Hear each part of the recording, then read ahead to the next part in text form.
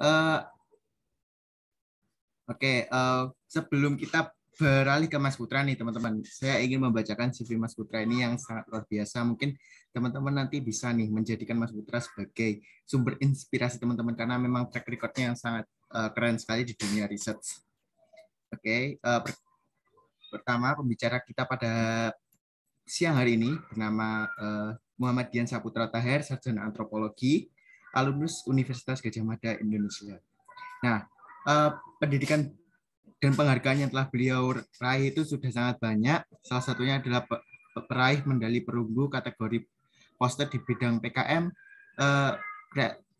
riset sosial humaniora pada tahun 2021, PIMNAS 34, yang terakhir baru saja kemarin. Kemudian beliau juga pernah menjadi Second International Virtual Seminar on Endangered Language and Linguistics Universitas Sumatera Utara. Setelah itu di pengalaman sebelumnya beliau juga pernah mendapat medali emas kategori presentasi bidang program kreativitas mahasiswa untuk penelitian sosial humaniora Pekan Ilmiah Mahasiswa Nasional yang ke-33 tahun 2020. Dan masih banyak lagi penghargaan beliau. Kemudian pengalaman penelitian beliau sudah dimulai sejak dari tahun 2016 hingga tahun 2021, yang terakhir adalah sebagai peneliti PKM RSH Kemdikbudristek Preventing Language Loss Assessment tingkat kepunahan bahasa Melayu Bengkulu menggunakan level Endangerment Index sebagai strategi preservasi bahasa daerah era kontemporer. Kemudian pengalaman volunteer beliau juga lumayan banyak. Yang terakhir adalah beliau menjadi mentor di salah satu acara yang diadakan oleh SHI, yaitu FEBIS From East to Be the Best Young Scientist, yang berkolaborasi dengan Yayasan Karya Riset Indonesia, Science Center Indonesia, dan Konsulat Jenderal United States Surabaya. Selain itu masih banyak lagi pengalaman-pengalaman beliau, mulai dari pengalaman pekerjaan yang saat ini beliau merupakan salah satu mentor bidang sosial humaniora di Science Center Indonesia. Oke, tanpa berlama-lama, kita langsung saja ke Kak Putra. Halo Kak Putra. Nah, Halo Mas Rifki. oke Kak, karena mungkin teman-teman sudah nggak sabar nih, tempat dan waktu untuk Kak Putra kami persilahkan. Oke, terima kasih Mas Rifki atas kesempatannya. Oke, sebelumnya Assalamualaikum warahmatullahi wabarakatuh. Selamat siang buat teman-teman semua. Oke, ini aku mau absen dulu nih. Teman-teman nih asalnya dari mana aja nih? Bisa komen di kolom chat mungkin? Asalnya dari mana aja? Atau ya dari mana aja nih? Dari provinsi mana atau dari ada dari Lampung, dari Bogor, wah dari Kota Padang, deket nih. Kalau aku sendiri aslinya dari Bengkulu, cuman sekarang masih stay di Jogja karena kemarin baru selesai kuliah, baru selesai wisuda di jurusan Antropologi Budaya, Fakultas Ilmu Budaya UGM kayak gitu. Oke, ada yang dari Sulawesi Selatan dan dari Jogja. Oke, kita satu tempat nih. Dan dari Tangsel, dari Sumsel, Sumatera Selatan. Oke, selamat siang teman-teman dimanapun kalian berada. Semoga selalu dalam keadaan sehat walafiat ya. Walaupun di tengah kondisi pandemi yang cukupnya agak meningkat kembali di beberapa akhir ini kayak gitu. Jadi teman-teman harus stay safe kayak gitu. Oke, pada kesempatan kali ini mungkin aku izin share screen dulu ya sekalian. Oke, apakah sudah kelihatan?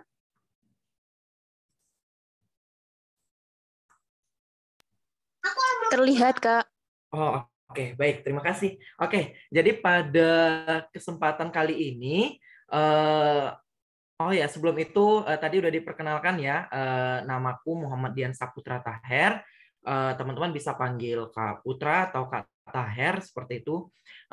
Aku merupakan kepala mentor di bidang sosial humaniora di Science Hunter Indonesia. Nah, pada kesempatan kali ini, aku mau berbagi kepada teman-teman seperti itu. Jadi kita ngobrol asik aja ya, santai seperti itu tentang Introduction of Social Research, kenali teknik dasar dalam menyusun penelitian bidang sosial dan humaniora seperti itu.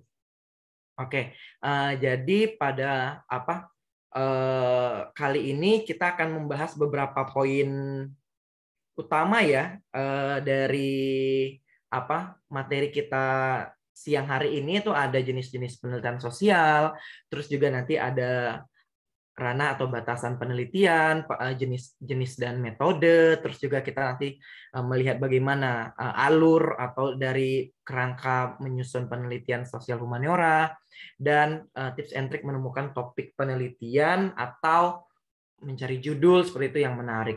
Nah, karena sebenarnya ini cukup banyak ya teman-teman ya, ini kita padatkan, aku coba padatkan. Kita nanti akan mencoba untuk menggali lebih dalam, tapi nanti aku persilakan teman-teman banyak didiskusi aja, apa yang dibingungkan nanti silahkan ditanya seperti itu. Di sini aku akan memberi pengantar. Oke, sebelum masuk ke dalam materi kita lebih jauh, dasar dari materi kita hari ini berbicara research seperti itu, berbicara penelitian kayak gitu. Nah, apa sih sebenarnya penelitian? Pasti teman-teman semua di sini sudah pernah dan pasti tahu tentang penelitian itu apa. Banyak sekali pengertian penelitian, salah satunya research as a scientific undertaking which by means of logical and systematic technique aim to discover new facts or verify and test of old facts kayak gitu. Jadi bisa menemukan fakta baru atau memverifikasi kayak gitu, atau mencoba yang lama seperti itu, atau analyze their sequence interrelationship and causal explanation juga bisa kayak gitu. Jadi menganalisis hubungan sebab akibat, hubungan kausal dan sebagainya, atau develop new scientific tools, mungkin juga bisa konsep and theories which would facilitate a reliable and valid study of human behavior. Karena kita konteksnya di sini adalah sosial, jadi studinya of human behavior kayak gitu. Jadi mungkin kalau secara singkatnya ya, karena mungkin ini panjang banget sih kayak gitu. Apa sih kita bisa mendefinisikannya sebagai systematic and logical pursuit made by human being to find out knowledge from any phenomenon or relationship kayak gitu.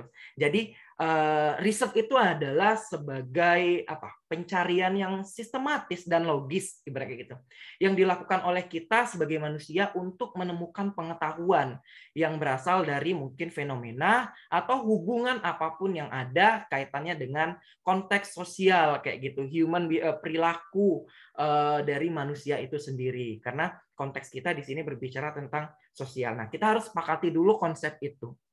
Konsep penelitian sosial ataupun penelitian humaniora itu pasti berkaitan dengan human behavior kayak gitu, dan berkaitan sama nanti kita belajar things, suatu, baik itu mungkin nanti culture atau itu nanti baik material, imaterial dari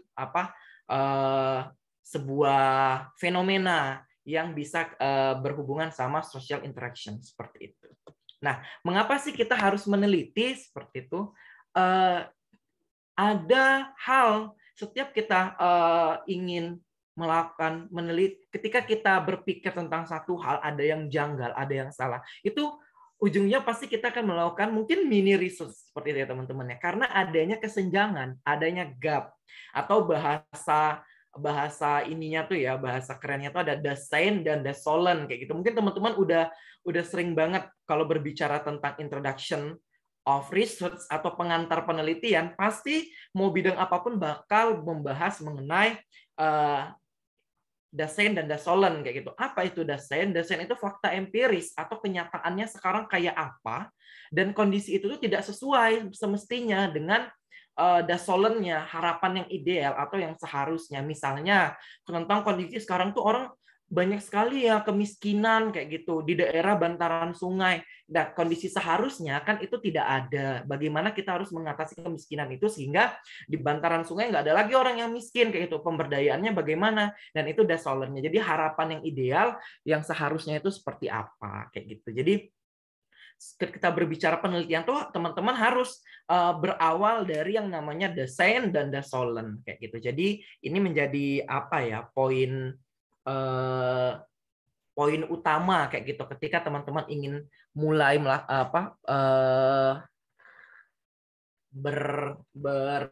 apa ya, mempertanyakan suatu hal kayak gitu untuk memulai penelitian, itu tuh teman-teman mulainya dari sini. Jadi melihat dulu fakta yang sudah ada di lapangan itu kayak apa, terus seharusnya seperti apa, misalnya kayak gitu. Atau misalnya kita berbicara tentang good governance kayak gitu. Jadi bagaimana kondisi pemerintahan yang bagus itu. Nah, seharusnya sekarang sistem pemerintahan tuh terlalu berbelit-belit begini-begini. Bagaimana kita bisa menciptakan sistem yang lebih efisien? Nah, itu kan berarti ada soalnya di sana, desainnya adalah kondisi yang sekarang yang ternyata itu ada gap, ada masalah di sana dan kita harus selesaikan dengan riset kayak gitu. Mau tidak mau dengan riset karena tidak ada cara lain untuk mengatasi masalah tersebut. Begitu. Nah, jadi beberapa jenis penelitian biasanya itu mempertimbangkan beberapa aspek. Jadi kita langsung masuk ke materinya ya. Jadi mengenai jenis-jenis penelitian. Jadi jenis penelitian itu tuh sebenarnya banyak banget teman-teman. Banyak banget, mau berdasarkan data ada, berdasarkan misalnya subjeknya ada, berdasarkan misalnya tekniknya ada, dan berbagai macam. Tapi secara umum, jenis penelitian itu biasanya mempertimbangkan 3 aspek ini.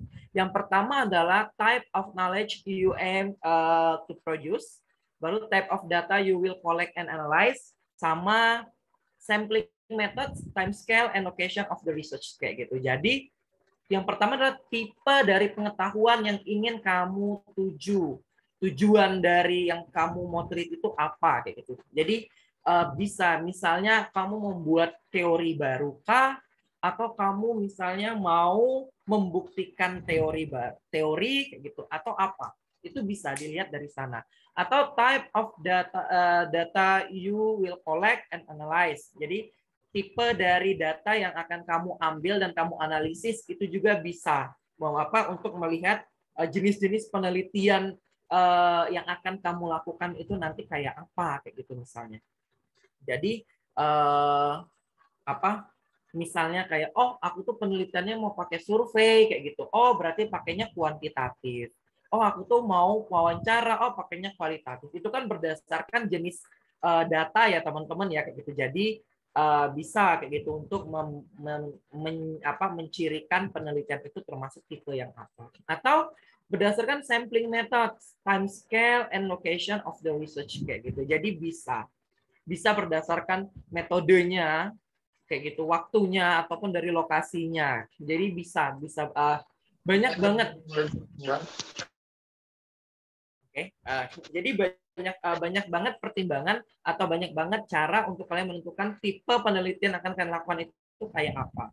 Jadi seperti itu. Jadi kita langsung aja ke bagian ini. Jadi kita nggak perlu ya nanti atau nanti kalau mau didiskusikan boleh misalnya aku pengen tahu banget sih tentang dasar-dasar penelitian tentang epistemologis, aksiologis, atau positivistik dan sebagainya. Tapi itu terlalu teori banget. Kita nggak usah ke sana karena berbicara nanti positivistik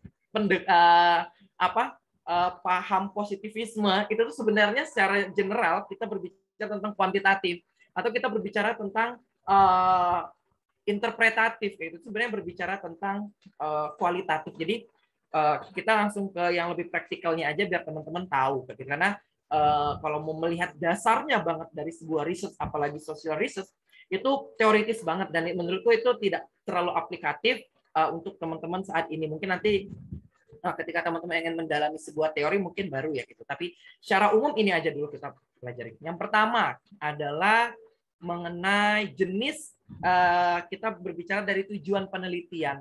Jadi tujuan penelitian itu tuh kan ada yang banyaknya jenisnya ya kayak gitu. Ada basic, ada applied kayak gitu. Ada eksploratif, ada explanatory, ada induktif, ada deduktif kayak gitu. Jadi banyak banget teman-teman bisa pilih tujuan penelitian kalian tuh sebenarnya bisa berdasarkan ini. Misalnya kalau penelitiannya basic itu tuh bertujuan untuk mengembangkan pengetahuan atau teori ataupun prediksi kayak gitu. Jadi yang sifatnya memang benar-benar membuktikan atau merumuskan sesuatu hal yang baru kayak gitu. Sedangkan kalau applied atau yang diterapkan itu tuh untuk mengembangkan teknik, produk ataupun prosedur kayak gitu. Jadi sifatnya lebih aplikatif kayak gitu. Nah, misalnya yang dipertimbangkan tuh teman-teman perlu tahu kayak sebenarnya yang mau kalau basic versus applied itu tuh teman-teman ingin memperluas pemahaman ilmiah atau memecahkan masalah praktis. Kalau memecahkan masalah praktis, maksudnya applied.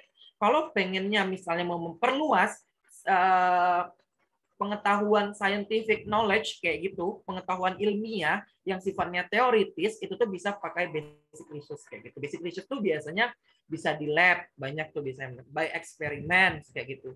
Ataupun field research yang sifatnya grounded theory nanti kayak gitu. Jadi itu tuh sangat sangat mungkin ya kayak gitu untuk dilakukan. Atau yang sifatnya eksploratif atau explanatory kayak gitu. Jadi kalau eksplorasi itu tuh bertujuan untuk mengeksplorasi aspek-aspek utama dari masalah yang diteliti kayak gitu. Jadi kalau untuk explanatory itu tuh menjelaskan penyebab ataupun konsekuensi dari masalah yang terdefinisi dengan baik. Jadi apa maksudnya? Teman-teman saya mempertimbangkan kalau penelitian eksplorasi ataupun explanatory itu tuh teman-teman melihat berapa banyak sebenarnya sudah diketahui tentang masalah penelitian Anda, kayak gitu, penelitian kalian. Berapa banyak sih kayak. Jadi kalau udah banyak kita nggak perlu lagi kalau misalnya sebenarnya ini udah terjawab semua, jadi nggak perlu mengeksplor lebih jauh karena sebenarnya udah cukup complicated misalnya kayak gitu. Atau misalnya untuk apakah kalian itu melakukan penelitian awal tentang masalah yang baru diidentifikasi? Nah, kalau kayak gitu baru bisa misalnya eksplorasi. Teman-teman bisa mengeksplorasi atau melakukan explanatory kayak gitu, mencari kesimpulan yang tepat tentang masalah yang sudah ada. Jadi mempertimbangkan hal-hal tersebut. Seperti itu. Lalu berikutnya tujuan penelitian itu sifatnya bisa induktif, bisa juga deduktif kayak gitu. Nah, ini kalau induktif itu adalah bertujuan untuk mengembangkan suatu teori karena dari hal khusus menjadi umum, dari masalah yang khusus dikembangkan secara umum menjadi sebuah teori kayak gitu. Sedangkan kalau deduktif itu menguji suatu teori. Jadi dia dari hal khusus ke hal umum kayak gitu. Jadi kalau induktif itu tuh modelnya adalah segitiga terbalik kayak gitu. Jadi dari hal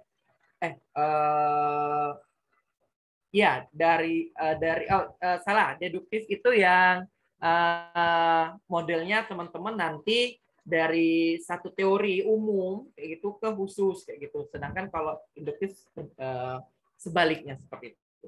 Nah, teman-teman, apa yang perlu dipertimbangkan untuk misalnya mau melakukan jenis atau tujuan dari penelitian ini? Itu adalah apakah sudah ada beberapa teori tentang masalah penelitian yang kalian dapatkan kayak gitu untuk mengembangkan satu hipotesis kayak gitu. Jadi teman-teman sebelum mulai riset tuh cari dulu kayak apa sih yang sudah sejauh mana sih mereka memprediksi atau mencari fakta atas permasalahan ini kayak gitu, atau teman-teman ingin mengajukan satu teori baru berdasarkan temuan kalian, itu nggak apa-apa. Jadi nanti modelnya bisa grounded teori jenis penelitiannya seperti itu. Jadi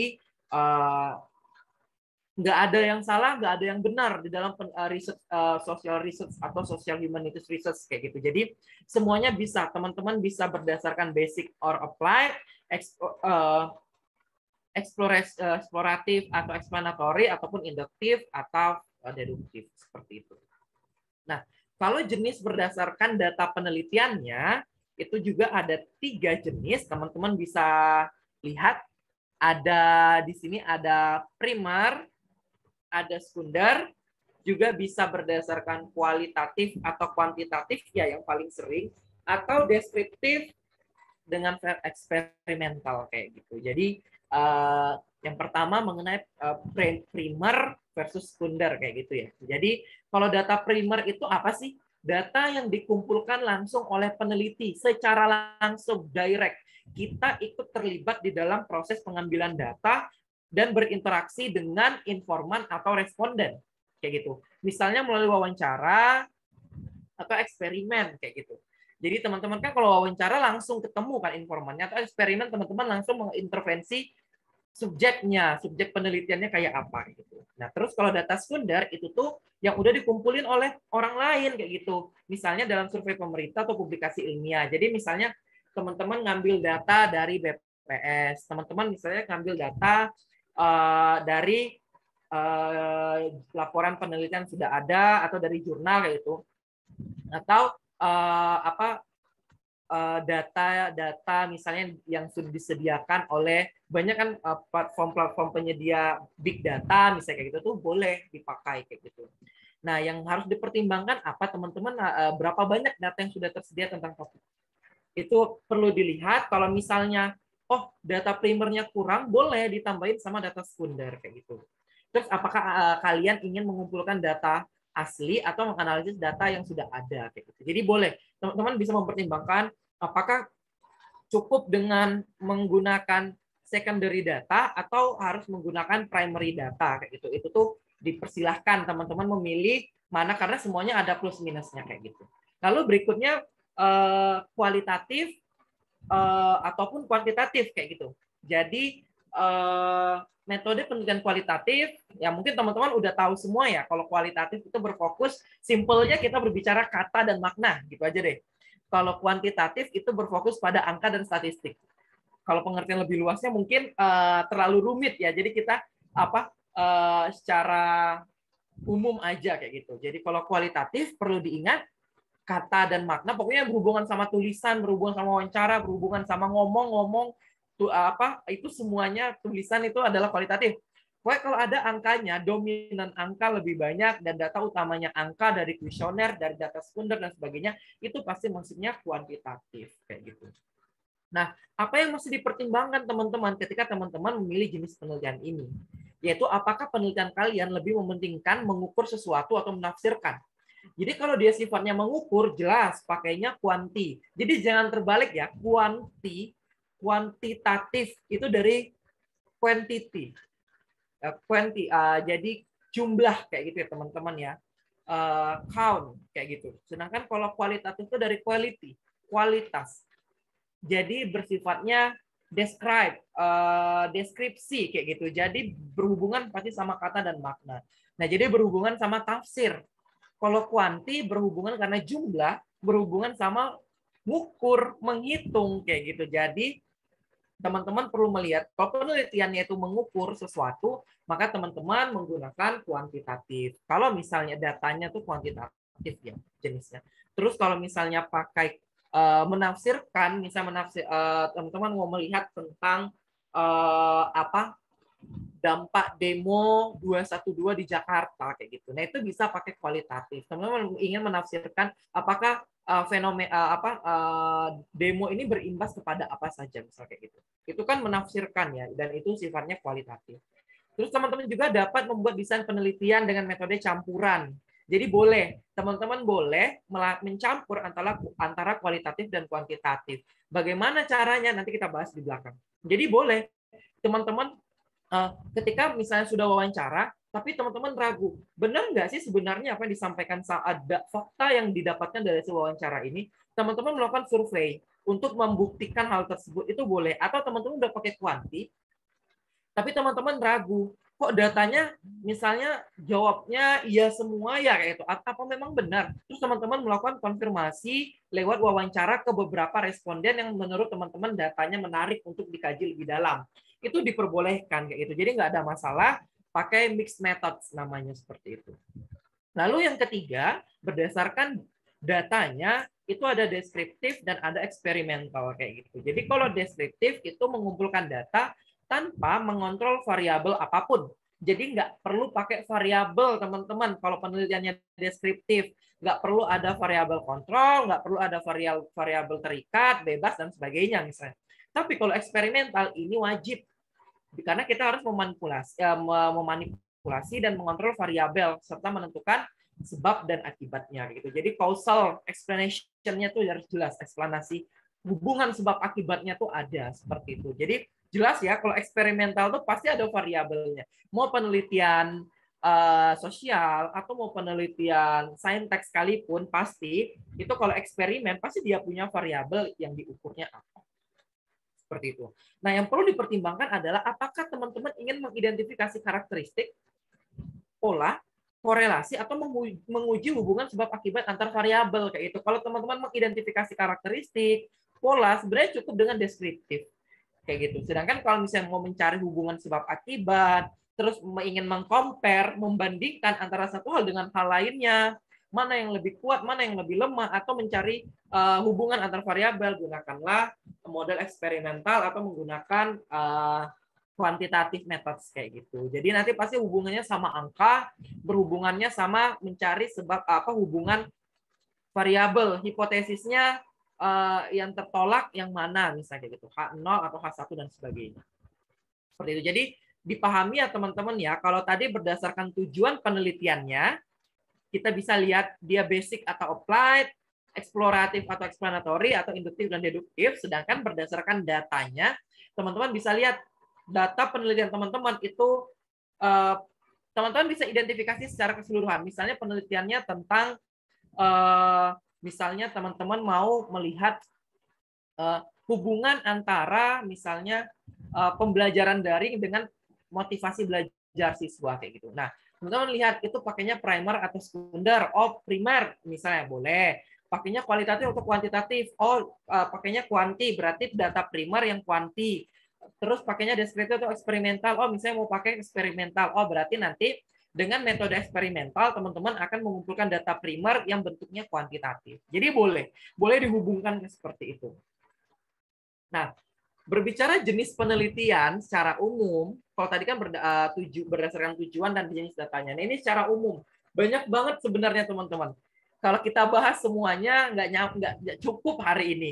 Seminggu mungkin ya kita bahas satu-satu kayak gitu ya. Jadi secara umum tuh ada ini. Lebih dari ini tuh masih banyak banget.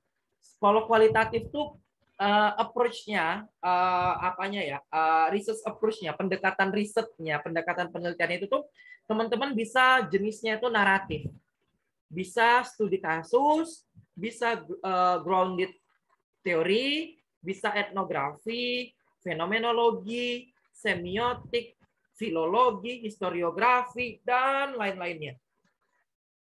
Banyak banget yang bisa teman-teman gunakan untuk kualitatif kayak gitu. Tinggal teman-teman tentukan, oh aku mau lihat pengalaman hidup seseorang atas satu fenomena tertentu, fenomenologi. Oh aku pengen membuat biografi seseorang, teman-teman bisa pakai naratif atau historiografi. Oh aku pengen meneliti satu budaya deh tertentu, pakailah etnografi. Teman-teman ingin melihat, pengen melihat misalnya menginterpretasikan sebuah simbol kayak gitu. Simbol ini misalnya banyak nih ya coretan grafiti di misalnya di daerah mana ya, misalnya di daerah perumahan di dinding-dinding itu kan banyak misalnya dinding-dinding tembok sekolah atau misalnya tembok perumahan ada orang menggambar banyak hal. Oh teman-teman bisa pakai semiotik kayak gitu. Atau teman-teman ingin melakukan penelitian mengidentifikasi atau mencari naskah-naskah kuno, pakailah filologi. Jadi banyak. Terserah teman-teman tuh mau pakai yang mana aja boleh sesuai dengan kebutuhan teman-teman. Atau misalnya kalau kuantitatif secara umum dibagi dua ya, ada survei sama eksperimen. Kalau basisnya survei, teman-teman penelitiannya bisa deskriptif, bisa komparatif, atau korelasional. Kalau eksperimen lebih banyak lagi. Ada pre-eksperimental, true eksperimental, ada kuasi, ataupun faktorial. Jadi teman-teman tuh tinggal menyesuaikan teman-teman topiknya teman-teman tuh masuknya yang ke apa kayak gitu. Kita bahas mungkin nggak kita bahas semua ya, tapi aku mencoba untuk membahas beberapa poin yang mungkin cukup banyak penelitiannya. Yang pertama kita membahas penelitian kualitatif kayak gitu. Nah, ada grounded theory, ada etnografi, action research atau penelitian tindakan. Biasanya anak-anak pendidikan sering banget membuat namanya penelitian tindakan kelas PTK, action research class, atau biasanya pendidikan itu research and development R&D kayak gitu, atau fenomenologi dan naratif. Jadi ini beberapa di antaranya. Kalau grounded theory itu tuh peneliti mengumpulkan data yang banyak, yang kaya tentang topik yang menarik dan mengembangkan teori secara induktif. Gimana secara induktif? Berarti dari hal khusus menjadi umum kayak gitu ya teman-teman ya, dari hal-hal fenomena yang ada di lapangan terus teman-teman membuat satu teori tertentu. Ya seperti itu. Jadi itu ya, pokoknya grounded teori itu teman-teman membentuk satu teori baru. Kalau etnografi itu teman-teman ikut serta di dalam kelompok atau organisasi untuk memahami budaya mereka. Jadi semua penelitian yang tentang budaya itu teman-teman sangat bagus ketika menggunakan etnografi sebagai metode atau pendekatan penelitiannya. Karena nanti akan lebih complicated, akan lebih komprehensif untuk membahas segala macam hal. Karena apa? Dengan etnografi, teman-teman akan melakukan namanya participant observation. Itu pasti. Dan itu teman-teman ikut terlibat di dalam subjek penelitian kalian, menjadi bagian dari kehidupannya subjek penelitian, sehingga kalian benar-benar bisa memahami apa itu masalah yang terjadi, apa itu topik yang kalian bahas, dan kalian akan mengalami menjadi bagian dari pengalaman kalian. Kayak gitu. Lalu ada action research, itu peneliti biasanya dengan peserta secara kolaboratif menghubungkan teori dengan praktik untuk mendorong perubahan sosial. Jadi misalnya penelitian-penelitian tentang peningkatan, misalnya penelitian kelas itu ya, kayak misalnya tentang mau meningkatkan pemahaman siswa pada materi trigonometri kayak gitu misalnya. Terus tuh bisa tuh dikasih pretest, dikasih post-test dan segala macam untuk dilihat nanti perbandingannya apakah naik atau makin paham atau enggak terkait materi trigonometri misalnya kayak gitu di mata pelajaran matematika. Itu bisa pakai action research. Karena teman-teman nggak bisa sendiri, pasti melibatkan siswa. Atau penelitian yang fenomenologi kayak gitu, di mana teman-teman menyelidiki fenomena atau peristiwa dengan menggambarkan dan menafsirkan pengalaman hidup partisipan. Ini jadi yang aku bilang tadi, misalnya teman-teman penelitian tentang persepsi, misalnya orang merantau, budaya rantau orang Minang misalnya ya gitu ya, bagi mahasiswa Minang di Jakarta. Jadi teman-teman nanti bisa menanyakan secara personal kayak gitu ke mahasiswa-mahasiswa yang berasal dari Sumatera Barat, bagaimana pengalaman hidup mereka ketika merantau di Jakarta kayak gitu. Dan itu teman-teman bisa menggunakan yang namanya fenomenologi kayak gitu. Atau yang sifatnya naratif. Kalau naratif itu teman-teman memeriksa bagaimana cerita yang diceritakan untuk memahami bagaimana peserta pengalaman kalian kayak gitu, pengalaman mereka. Jadi ini tuh sifatnya sifatnya itu lebih ke kayak biografi. Kalau teman-teman mau buat penelitian sifatnya mendeskripsikan seseorang, itu tuh tokoh kayak gitu, itu sifatnya naratif seperti itu. Kalau misalnya mendeskripsikan satu peristiwa tertentu kayak gitu, kejadian tertentu, teman-teman bisa pakai study case, atau kalau misalnya peristiwanya sudah lampau pakai historiografi atau penelitian sejarah. Nah, berikutnya penelitian kuantitatifnya, jenis penelitiannya itu ada eksperimen sama survei. Kalau eksperimen itu seperti yang tadi, itu untuk memanipulasi variabel kayak gitu, dan untuk mengukur pengaruhnya terhadap variabel dependen. Jadi dia mencari hubungan antara independen dan dependen ya, variabel kayak gitu. Contoh misalnya untuk menguji apakah suatu intervensi dapat mengurangi penundaan pada mahasiswa, misalnya Anda memberikan intervensi penundaan atau tugas yang sebanding dengan kelompok berukuran sama, terus Anda membandingkan penilaian diri dari perilaku yang menunda sama yang nggak menunda kayak itu dalam pemberian mengumpulkan tugas. Atau survei itu biasanya teman-teman malah pakai kuesioner terus mengajukan pertanyaan kayak gitu kepada beberapa sampel yang mewakili populasi kayak gitu. Kita mendistribusikan kuesioner dengan skala penilaian tertentu kepada mahasiswa, misalnya itu mahasiswa internasional tahun pertama, untuk menyelidiki pengalaman mereka apakah culture shock atau ada kejutan budaya kayak gitu misalnya. Itu bisa pakai survei. Jadi bisa karena kalau ini kan berarti antara pengalaman mereka sama kejutan budaya atau culture shock, itu misalnya pakai korelasional kayak gitu, atau misalnya mau pakai studi deskriptif juga bisa. Oke. Nah, jadi itu ya untuk penelitian yang jenis-jenis penelitian, teman-teman bisa pahami. Jadi banyak banget, nggak ada yang salah. Yang penting teman-teman tetap harus menetapkan satu di dalam di dalam penelitian kalian itu harus teman-teman eksplisitkan itu satu jenis penelitian yang teman-teman gunakan.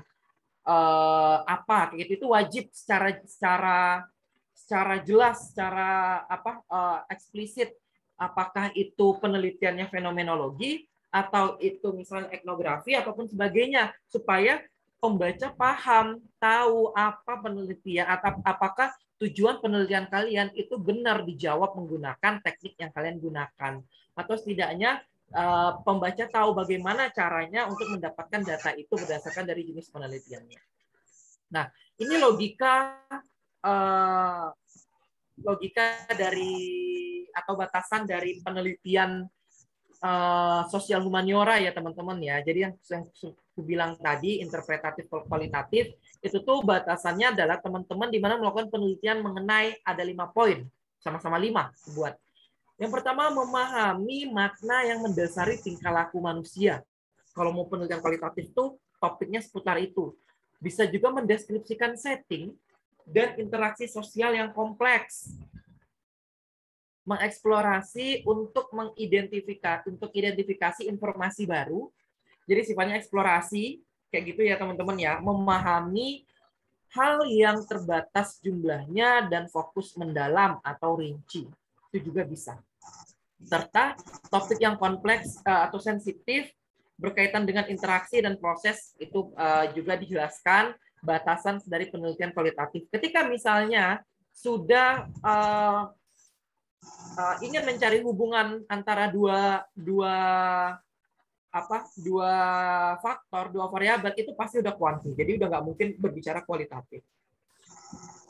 Nah, kalau kuantitatif itu juga ada 5 poin. Teman-teman batasannya adalah penelitiannya bersifat memahami tingkah laku yang teramati. Kalau yang sifatnya abstrak itu tidak bisa diukur, teman-teman. Yang kedua, mencari variabel atau faktor yang terpenting pengaruhnya, kayak gitu. Jadi itu bagian dari penelitian kuantitatif. Lalu meringkas hal-hal yang telah diketahui, memahami banyak hal dan fokus yang luas, serta ilustrasi penajaman pengayaan atau proses evaluasi terhadap satu hal. Jadi itu kan penelitian kuanti itu seperti itu ya, pasti mengevaluasi itu tuh bagian dari kuantitatif. Jadi jelas ya batasannya seapa kayak gitu ya teman-teman ya. Oke, seperti itu. Nah, nanti kalau teman-teman ingin bertanya bisa langsung drop aja pertanyaannya mungkin di kolom chat dulu ya, sambil kita menyelesaikan materi. Seperti itu. Jadi ini adalah lokus batasan ataupun logika dari ketika teman-teman mau melakukan penelitian sosial humaniora, itu kualitatif atau kuantitatif lah secara umum. Seperti itu. Oke.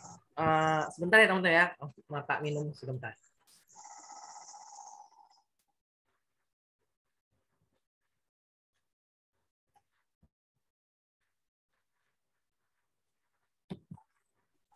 Oke, kembali lagi. Nah, tadi sudah berbicara tentang jenis-jenis data penelitian ya, kayak gitu ya. Terus kita juga udah berbicara tentang batasan logika ataupun lokus dari penelitian sosial humaniora itu kayak apa, ada 5 poin. Dan sekarang kita berbicara tentang metode penelitiannya. Nah, secara umum untuk penelitian kualitatif itu kurang lebih ada 5 poin ini yang menjadi bagian dari teknik pengambilan data. Seperti ya teman-teman ya. Yang pertama itu ada observasi. Observasi itu adalah simpelnya adalah merekam apa yang telah kalian lihat, dengar, atau temui dalam catatan lapangan secara rinci. Kayak gitu. Jadi observasi itu tuh teman-teman mengamati, melakukan pengamatan terhadap kegiatan atau aktivitas tertentu sesuai dengan topik penelitian kalian dan kalian catat secara rinci.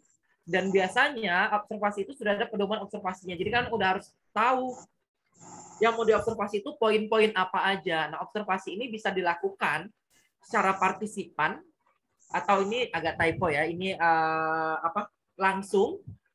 Partisipan itu kita bergabung dengan masyarakat kayak gitu, menjadi bagian dari masyarakat sambil mengobservasi. Jadi kita bisa merasakan kayak gitu apa yang dilakukan oleh masyarakat kayak gitu. Kalau langsung itu biasanya kita tidak terlibat tapi hanya melihat kayak gitu. Jadi misalnya kita melakukan observasi tentang upacara, misalnya tentang tradisi ngaben kayak gitu. Kita nggak boleh terlibat tuh karena kita bukan bagian dari keluarga yang ngaben misalkan. Kita hanya bisa mengamati. Nah, itu bagian dari observasi langsung. Atau observasi tidak langsung, itu teman-teman melakukan observasi lewat video, lewat foto. Itu merupakan observasi tidak langsung, teman-teman, atau observasi digital. Observasi digital ini teman-teman bisa melakukan observasi lewat Google Earth, misalnya lewat Maps, lewat Instagram. Itu merupakan bagian dari observasi digital. Lalu berikutnya ada wawancara. Ini yang paling sering ya ketika teknik pengumpulan data ini, data collection jenis ini itu tuh paling banyak yang digunakan di penelitian kualitatif kayak gitu. Yaitu secara pribadi mengajukan pertanyaan kepada orang-orang dalam percakapan 1-1 kayak gitu. Karena nanti kalau misalnya lebih dari 1-1 itu disebut focus group discussion. Jadi nanti beda lagi kayak gitu. Jadi wawancara itu kita one by one kayak gitu, satu-satu bertanya, bisa jenisnya ada in-depth interview, wawancara mendalam. Wawancara mendalam ini biasanya kita hanya membuat pedoman poin-poin wawancaranya aja, nggak usah dibuat lengkap, karena nanti kita mengelaborasi. Jadi kita yang penting pembuatan pedoman wawancara ini tuh untuk membatasi kita topik yang kita diskusi, yang kita tanyakan itu nggak keluar jauh ketika dia berbicara ke sana ke sini kayak gitu. Jadi kita bisa masih mengontrol, tetapi pertanyaannya yang kita ajukan itu bisa berdasarkan kondisi jawaban dari si narasumber atau informan. Jadi kita bisa mengikuti alur dia. Yang penting pedoman wawancara kita nggak keluar dari alur pedoman wawancara kita kayak gitu. Nah, kalau terstruktur itu tuh wawancaranya sesuai dengan pedoman wawancara. Jadi kita ada bertanya 20 pertanyaan, ya udah 20 pertanyaan itu yang kita tanyakan. Kita nggak akan bertanya di luar 20 pertanyaan itu. Kalau semi terstruktur itu mirip sama mendalam. Jadi nggak ada bedanya ya. Kita punya pedoman wawancara, tapi kita juga nggak harus berpatokan sepenuhnya sama pedoman wawancara.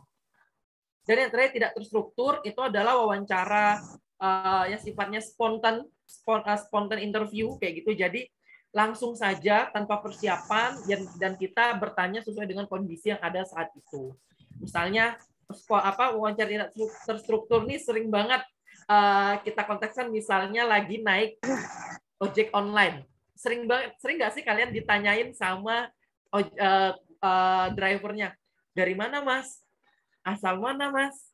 Kuliah di mana mas? Tinggal di mana?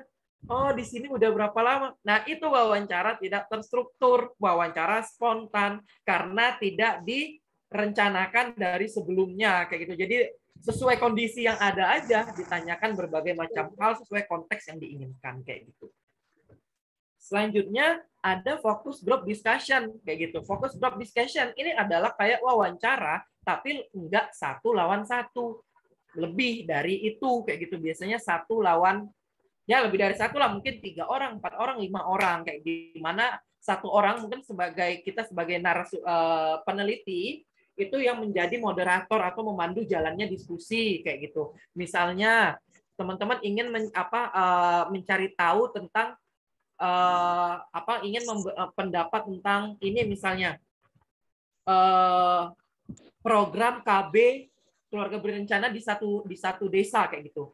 Apakah sudah berjalan efektif atau tidak, tapi teman-teman ingin keterbatasan waktu, jadi ingin langsung aja tahu secara general pendapat dari desa itu kayak apa. Itu teman-teman kumpulkanlah ini beberapa misalnya kepala RT, ketua RT kayak gitu untuk mendiskusikan tentang program KB yang berjalan langsung di desanya itu kayak apa. Nah, focus group discussion ini bisa secara online ataupun secara offline. Jadi bisa kayak model rapat offline gitu ya, ataupun kalau online kan bisa pakai Zoom, bisa pakai Google Meet dan sebagainya kayak gitu. Jadi nanti mempersilahkan kita kasih satu pertanyaan, terus nanti akan dijawab oleh beberapa orang. Mereka bisa saling menyangkal dan kita hanya memandu dan tidak boleh menggiring opini atau jawaban dari apa yang disampaikan mereka. Biarlah saling mereka beradu argumen, misalnya gitu. Yang penting nggak lari dari pertanyaan atau topik yang kita diskusikan seperti itu. Lalu berikutnya bisa pakai survei. Sebenarnya ini tuh yang paling jarang digunakan karena survei itu biasanya digunakan untuk kuantitatif, tapi mungkin di beberapa hal karena mungkin memang betul-betul terdesak dan tidak bisa dilakukan menggunakan wawancara langsung, sehingga teman-teman hanya mengirimkan misalnya pertanyaan wawancaranya dikirimkan ke mereka dan mereka suruh jawab sendiri, ketik ataupun misalnya direkam aja suaranya kayak gitu. Nah itu maksudnya open ended, terbuka. Jadi boleh. Jadi misalnya kalau memang si informan ini lagi nggak bisa ditemui di wawancara dan sebagainya, teman-teman kirim aja pertanyaannya. Nanti dia jawab misalnya pakai rekaman. Jadi dia merekam terus sambil bercerita tentang jawaban-jawaban atas pertanyaan yang kalian ajukan. Itu boleh kayak gitu. Itu sifatnya bisa survei ataupun dokumentasi. Jadi dokumentasi itu mengumpulkan data berupa teks, gambar, rekaman audio ataupun video, dan biasanya dokumentasi ini untuk secondary data kayak gitu teman-teman. Jadi datanya sifatnya sekunder karena teman-teman dari film dokumenter, misalnya kalau kayak etnografi itu boleh teman-teman mengambil datanya dari film dokumenter, atau misalnya teman-teman penelitiannya tentang historiografi, penelitian sejarah, kan mau nggak mau dari teks, dari foto-foto zaman dahulu, misalnya rekaman audio atau video-video film dahulu kayak gitu. Jadi itu boleh menggunakan teknik dokumentasi namanya, atau secondary data sekunder kayak gitu, itu diperbolehkan menggunakannya. Oke, jadi secara keseluruhan metode penelitian kualitatif untuk data collection-nya itu umumnya menggunakan observasi, wawancara, focus group discussion atau FGD, survei, dan dokumentasi. Nah, ini analisis data kualitatif kurang lebih ada 4. Teman-teman bisa menggunakan content analysis, thematic analysis, textual analysis, ataupun discourse analysis atau analisis wacana. Nah, analisis konten itu mendeskripsikan dan mengkategorikan kata, frasa, gagasan umum dalam data kualitatif. Contohnya, misalnya seorang peneliti dapat melakukan analisis konten untuk mengetahui jenis bahasa apa yang digunakan dalam deskripsi aplikasi terapeutik misalnya kayak gitu. Atau misalnya dalam kita mendeskripsikan misalnya tentang plus minusnya dari aplikasi tertentu kayak gitu, tuh bisa pakai analisis konten. Atau analisis tematik, mengidentifikasi dan menginterpretasikan pola dan tema dalam data kualitatif. Contohnya seorang psikolog menerapkan analisis tematik ke blog perjalanan untuk mengeksplorasi bagaimana pariwisata membentuk identitas diri. Jadi dia misalnya mengambil beberapa blog travelers blog kayak gitu ya, terus dia kategorikan kayak gitu untuk melihat bagaimana bloggers ini, travel bloggers ini itu membentuk identitas dirinya berdasarkan pengalaman dari berwisatanya kayak gitu. Atau analisis tekstual, mengkaji isi, struktur, dan desain teks. Ini biasanya untuk penelitian yang sifatnya pakai teks atau misalnya berdasarkan secondary data kayak gitu. Misalnya kayak penelitian-penelitian tentang naskah-naskah kuno gitu, itu bisa kayak gitu. Atau misalnya tentang berita kayak gitu dari sebuah berita. Jadi teman-teman, saya itu kayak peneliti media menggunakan tekstual untuk memahami bagaimana liputan berita tentang selebriti telah berubah dalam beberapa dekade terakhir. Jadi dia melihat pola perubahannya itu kayak apa berdasarkan tertulis teks. Nah itu maksudnya tekstual, bukan tematik kayak gitu teman-teman. Jadi tergantung tujuannya dulu mau melihat apanya kayak gitu. Sedangkan kalau discourse analysis atau analisis wacana itu untuk mempelajari komunikasi dan bahasa digunakan untuk mencapai efek dalam konteks tertentu. Jadi misalnya gaya berbicara dalam pidato presiden itu bisa dianalisis pakai analisis wacana. Bagaimana presiden membuat kita percaya terhadap isu-isu tertentu, atau misalnya cara orang berkampanye itu termasuk analisis wacana teman-teman, atau misalnya bagaimana media berita menggiring opini publik terhadap pelaku kekerasan seksual, itu termasuk ke dalam analisis wacana. Atau contoh lainnya seperti itu. Itu aku membuat seorang ilmuwan politik dapat menggunakan analisis wacana untuk mempelajari bagaimana politisi menghasilkan kepercayaan dalam kampanye pemilu. Jadi bisa tuh teman-teman digunakan. Biasanya analisis wacana ini untuk teori komunikasi, teori sastra.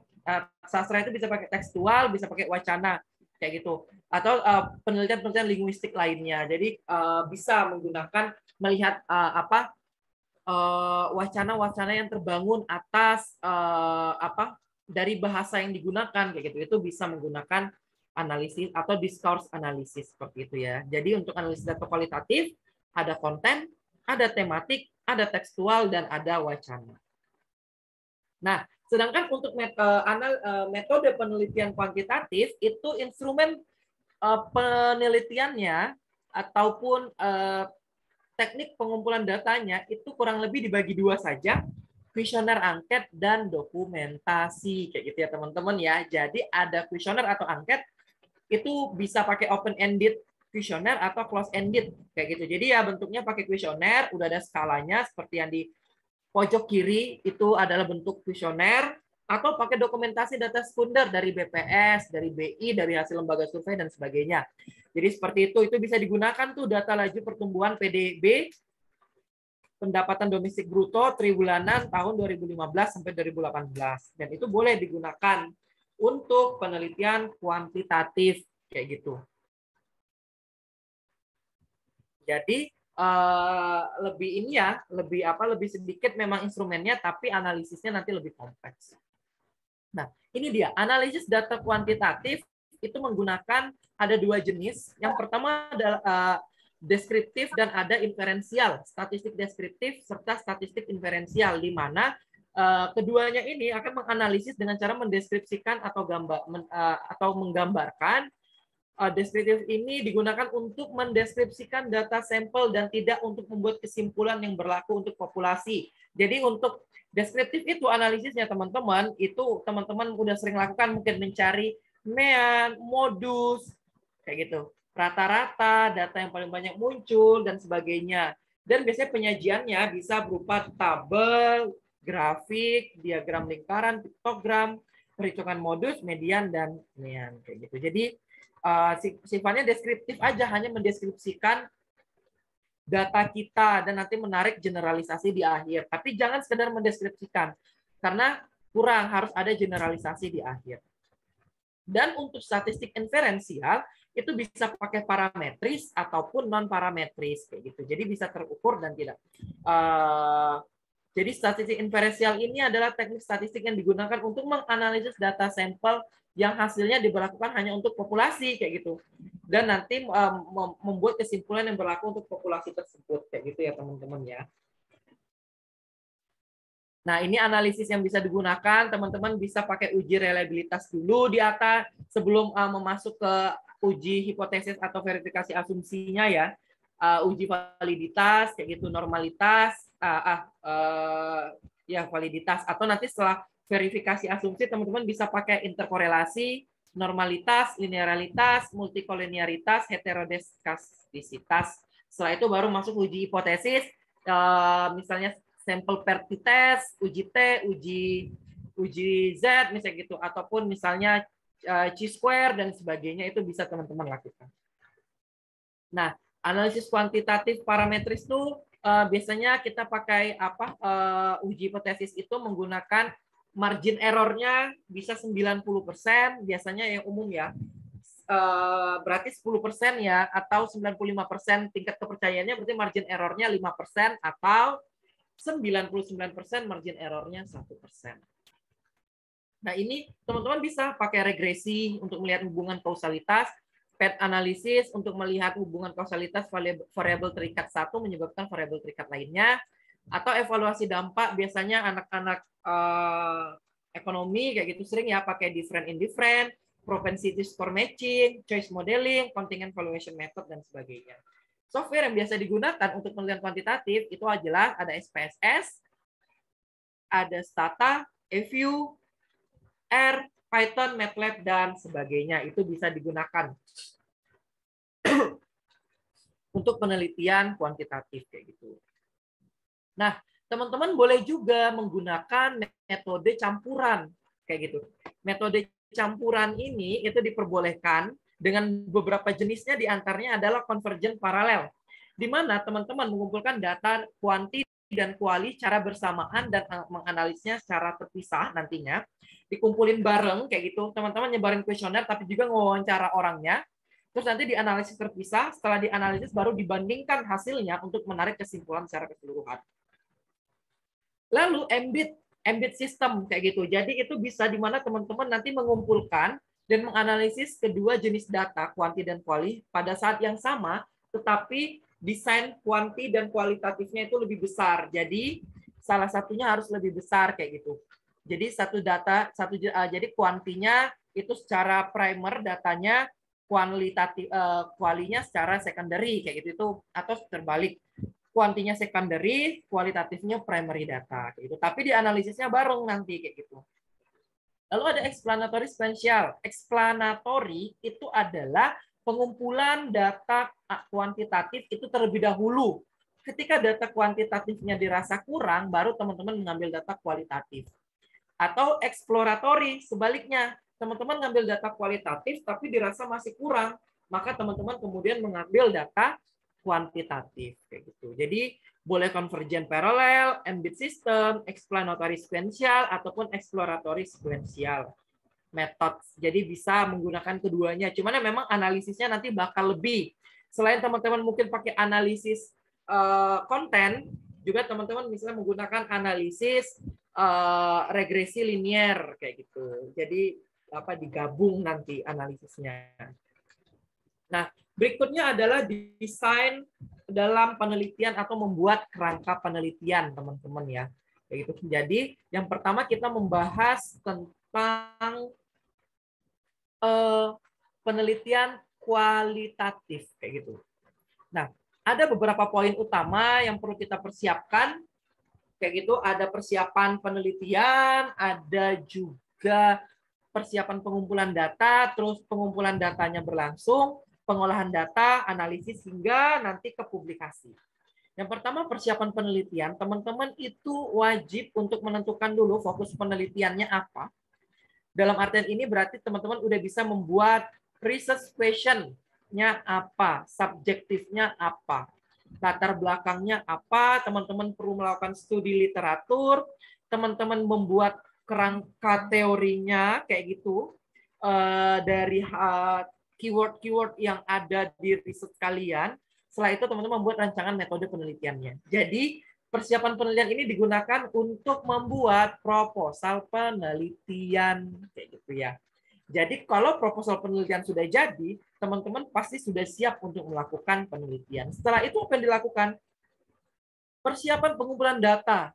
Teman-teman menyusun instrumen penelitian, menentukan subjek penelitian atau informannya, dan melakukan observasi pra-lapangan atau pendahuluan untuk melihat bagaimana medan atau track penelitian kalian, kondisi tempat penelitian kalian, itu teman-teman bisa melakukan pra-research dengan survei, langsung ke sana melihat observasi langsung. Kayak gitu.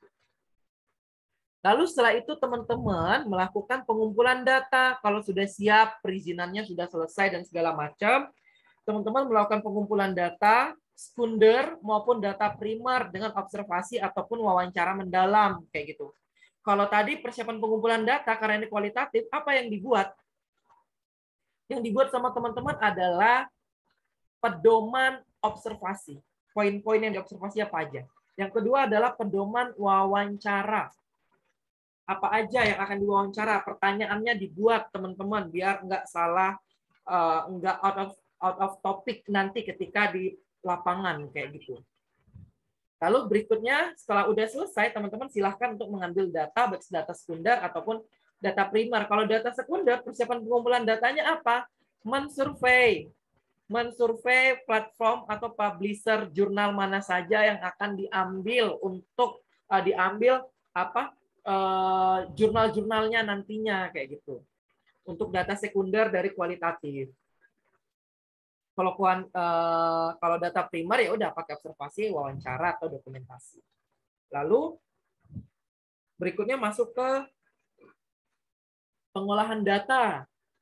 Setelah teman-teman udah mengumpulkan datanya, hal yang dilakukan sebelum ke analisis data, teman-teman olah dulu kalau ada wawancara, ya berarti teman-teman lakukan transkrip wawancaranya dulu. Ditulis untuk melihat, nanti melakukan kategorisasi atau klasifikasi data, kayak gitu loh teman-teman. Jadi bisa dikontekskan, oh jawaban pertama ini itu tuh untuk menjawab rumusan 1, oh jawaban si Bapak B ini untuk menjawab rumusan 2, dan sebagainya. Dan itu teman-teman tahu ketika sudah ditranskrip. Kalau belum ditranskrip, maka teman-teman tidak tahu apa poin-poin utama dari hasil wawancaranya. Bentar ya teman-teman ya.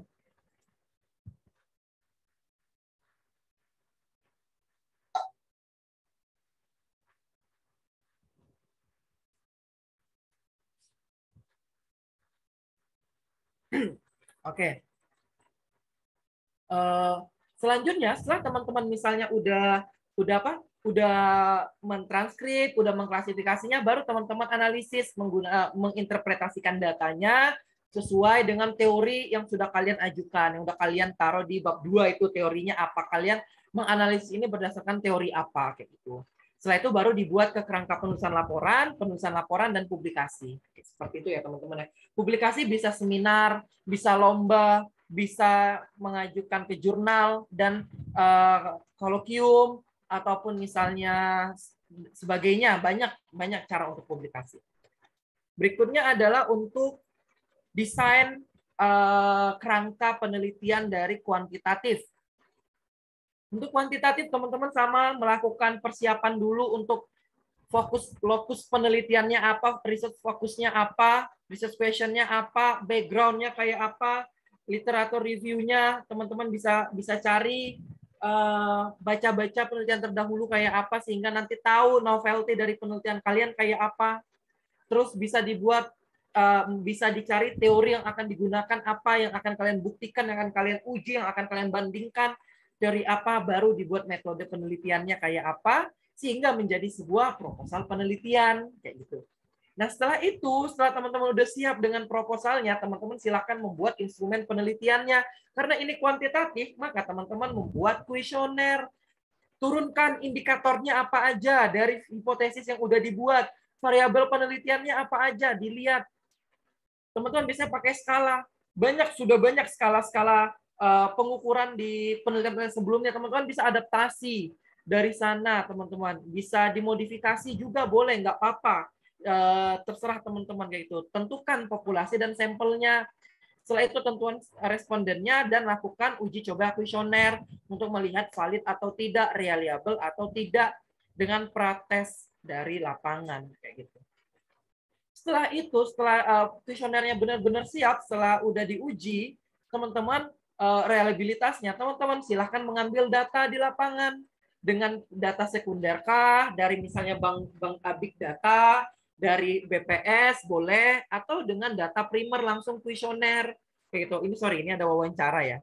Maksudnya wawancara ini adalah maksudnya angkat, jadi teman-teman memberikan kuesionernya langsung ke respondennya, teman-teman yang menanyakan. 1, apakah Bapak sudah pernah mendapatkan bantuan? Ya. Conteng yang ya. Apakah Bapak? Itu tuh angket modelnya. Jadi dari kita yang mengisikan, kalau kuesioner kan diisikan sama si respondennya langsung.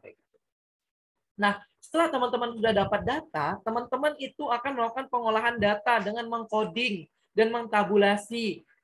Lewat SPSS bisa, atau lewat Excel aja dulu bisa. Jadi data yang ada di kuesioner itu dipindahkan, di scoring, diberi kalau jawab ya nilainya 2, kalau jawab tidak nilainya 1, dan itu teman-teman harus coding dulu kayak gitu.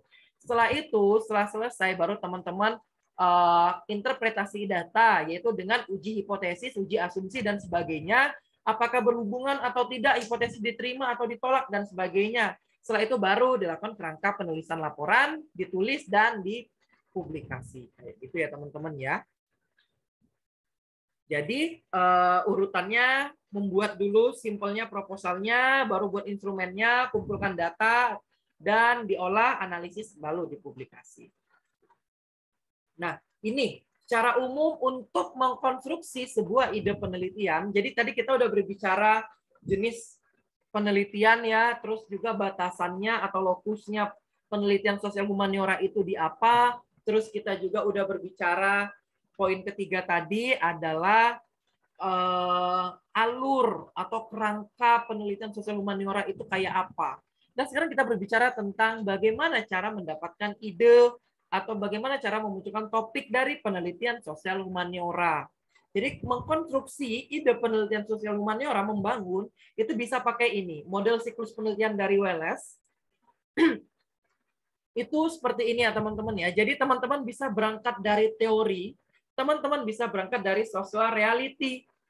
Seperti yang aku bilang tadi, bisa deduktif, bisa induktif. Setelah itu, kalau induktif kan teman-teman dari hal umum jadi khusus. Kalau deduksi dari hal terbalik ya, dari hal khusus ke hal umum. Kalau deduksi dari hal terbalik, mohon maaf. Kalau induksi itu dari hal umum ke khusus. Kalau deduksi dari hal khusus ke umum kayak gitu kan. Nah, jadi teman-teman bisa lihat tuh bisa membuat hipotesisnya, terus nanti operationalization-nya dan instrumennya untuk mengecek membuktikan teori tadi benar atau tidak berdasarkan social reality yang sudah ada sekarang kayak gitu. Atau teman-teman ingin mengeneralisasikan social reality yang teman-teman lihat sekarang kayak gitu. Teman-teman bisa membuat nanti bisa generalisasi empirisnya kayak apa kayak gitu. Dan dua-duanya menggunakan metode apapun yang tadi kuanti ataupun kuali berdasarkan jenis-jenisnya tadi yang sudah banyak kita berbicara. Jadi ini ya modelnya kurang lebih kayak gini. Logical deduksi itu pakai hipotesisnya ada, terus instrumennya ada, terus social reality itu pakainya empirical generalization hingga nanti membentuk satu teori baru, kesimpulan yang lebih spesifik. Nah, beberapa hal yang akan membawa kita pada proses penggalian ide penelitian, ini mengacu sama Patrick White 2009, itu ada 3 poin, teman-teman. Interest, curiosity, dan critical thinking.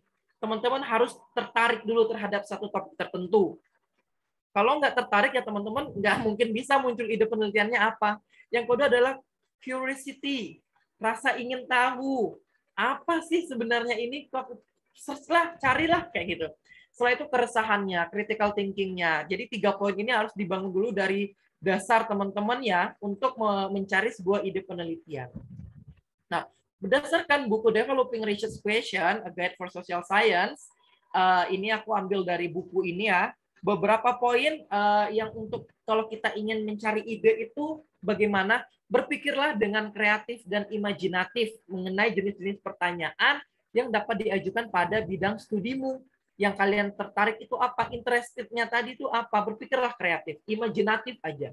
Setelah itu, cobalah untuk tidak terlalu dibatasi oleh penelitian terdahulu dalam bidang studi yang kamu dalami. Jadi nanti dulu berpikir ini tuh udah ada atau belum. Tapi teman-teman ajukan dulu sebanyak-banyaknya mungkin ide, nanti di akhir baru diverifikasi setelah ingin fiksasi ide topiknya kayak gitu. Jadi termasuk juga dalam menentukan pertanyaan penelitian ataupun metode yang akan digunakan kayak gitu.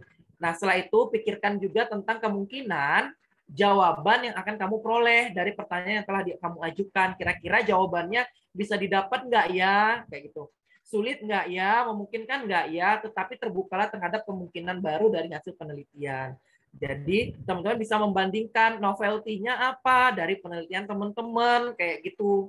Jadi teman-teman baru boleh membandingkan sama penelitian terdahulu. Kira-kira hasilnya bakal sama atau enggak ya? Apa ya novelty-nya penelitianku? Apa bedanya dengan penelitian yang sudah ada? Teman-teman baru nanti, oh gitu, oh idenya jadi pas.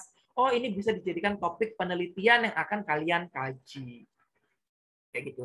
Yang terpenting teman-teman itu harus membaca. Kuncinya untuk menemukan ide penelitian itu adalah membaca. Nggak ada cara lain. Nggak ada. Itu nggak mungkin dari mimpi.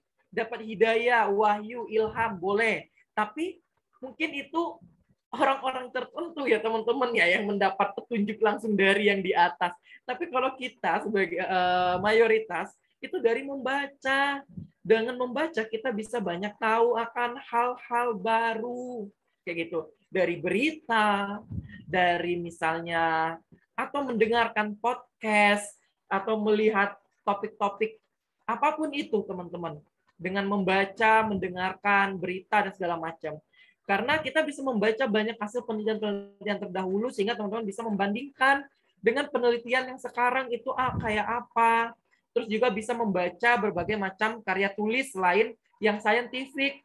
Boleh, artikel populer, boleh, Line Today, kayak gitu, boleh, sehingga teman-teman mendapatkan permasalahan yang sifatnya unik, kayak gitu. Lalu juga boleh membaca publikasi ya yang sifatnya ilmiah dari buku, jurnal ilmiah tuh banyak banget. Teman-teman tinggal bisa bandingkan misalnya di jurnal itu untuk misalnya untuk dia melakukan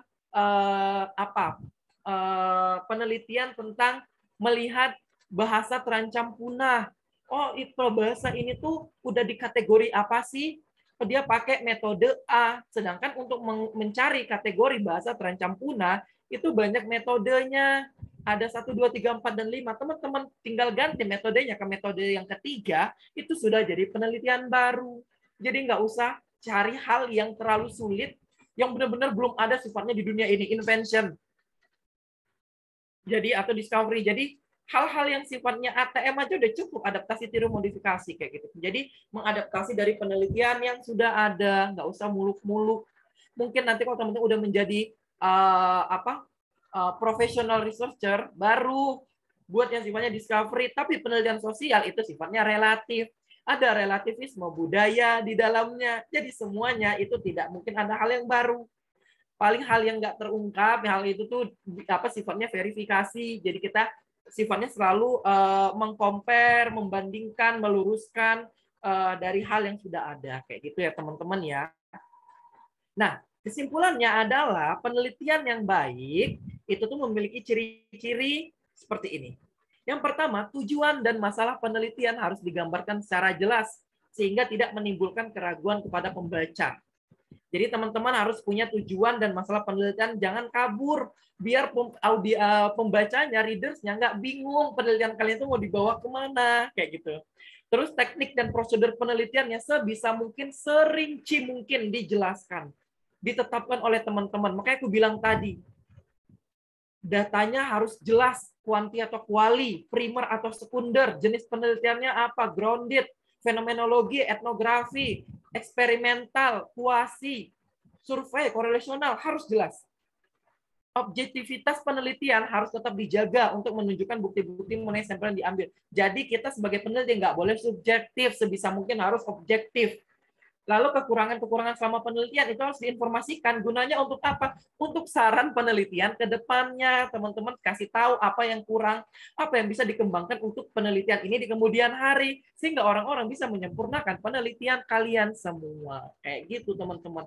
Jadi sifatnya itu, kita nggak apa-apa. Kalau misalnya ternyata banyak kekurangan, dijelaskan aja. Sehingga nanti kita bisa mendevelop, membangun penelitian itu ke depannya menjadi lebih bagus. Kayak gitu, teman-teman. Entah itu dilakukan oleh kita ataupun orang lain. Validitas dan keandalan data harus diperiksa dengan cermat, ini jelas ya, supaya tidak menimbulkan bias atau tidak menimbulkan subjektivitas terhadap hasil dari penelitian. Kesimpulan diambil harus didasarkan pada hal-hal yang terkait dengan data penelitian, ini jangan clear ya, jelas banget. Objek atau fenomena yang diamati harus betul-betul sesuai dengan kemampuan, pengalaman, dan motivasi yang kuat dari si peneliti. Jadi teman-teman, penelitian itu harus sesuai background kalian, kalau bisa kalian punya background misalnya asalnya dari jurusan sastra, tapi teman-teman ingin melihat sebab akibat korelasional antara minat beli iPhone terhadap daya beli mereka, itu kan sangat di luar ini ya. Jadi jangan, sebisa mungkin sesuai dengan memang bidang yang kalian dalami, kayak gitu, jangan terlalu jauh. Dan kuncinya adalah koherensi dan kohesi, di mana saling kait-mengkait antara bagian yang satu dengan bagian yang lain, paragraf yang satu dengan paragraf yang lain, itu sangat penting teman-teman di dalam sebuah laporan penelitian yang baik. Jadi koherensi dan kohesi itu harus sampai sedetil itu. Antara main topik dengan supporting sentence, dengan kalimat penjelas dengan topik utama dalam satu paragraf, itu harus saling mendukung. Kalimat pendukung itu harus merujuk kepada kalimat utama, dan antara paragraf 1 dengan paragraf 2 harus terhubung Sampai sedetail itu teman-teman kita menjelaskan sebuah penelitian itu agar hasil penelitiannya menjadi menarik, menjadi bisa diterima oleh semua orang, bahkan bisa dipublikasikan secara internasional di jurnal Q1, Q2, Q3, ataupun seminar internasional, ataupun lomba-lomba internasional, teman-teman. Jadi penelitian kita sangat bermanfaat bagi nusa dan bangsa, bagi masyarakat dunia, global community, global citizen, kayak gitu ya. Ataupun secara nasional, itu penting sekali. Seperti itu ya. Itu mungkin yang bisa aku sampaikan, teman-teman. Jadi secara umum introduction dari social research itu gambarannya kayak gitu. Kalau mau lebih rinci nanti kita bakal bahasnya lama banget nih ya. Jadi aku kasih gambaran secara umumnya kayak apa, dan teman-teman nanti kalau ada hal yang masih bingung bisa ditanyakan, kita diskusikan habis ini. Terima kasih. Assalamualaikum warahmatullahi wabarakatuh dan selamat sore.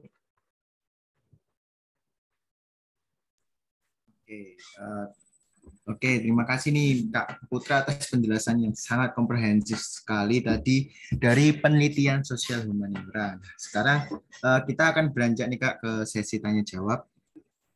Nah, tadi di kolom chat sudah ada yang bertanya nih Kak.